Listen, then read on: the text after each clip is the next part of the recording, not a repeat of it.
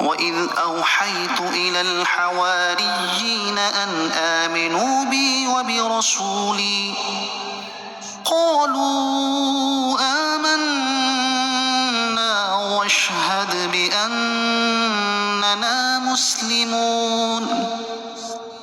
اور جب میں نے حواریوں کے دل میں یہ بات ڈالی کہ مجھ پر اور میرے رسول پر ایمان لاؤ، تو انہوں نے کہا ہم ایمان لائے، اور اے عیسیٰ آپ گواہ ہو جائیں کہ ہم مسلمان ہیں۔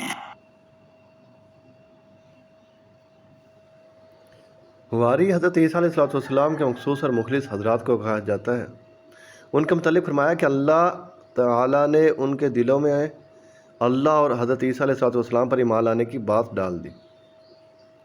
یاد رہے کہ اس آیت میں لفظ وحی کی نسبت غیر انبیاء کی طرف ہے، اور جب وحی کی نسبت غیر نبی کی طرف ہو تو اس سے مراد دل میں بات ڈالنا ہوتا ہے، جیسے سورہ قصص کی آیت نمبر 7 میں ہے وَأَوْحَيْنَا إِلَىٰ أُمِّ مُوسَىٰ، ترجمہ کنز العرفان، اور ہم نے موسیٰ کی ماں کے دل میں بات ڈال دی۔ نیز سورہ نحل کی آیت نمبر 68 میں ہے وَأَوْحَىٰ رَبُّكَ إِلَى النَّحْلِ، اور تیرے رب نے شہد کی مکھی کے دل میں یہ بات ڈال دی۔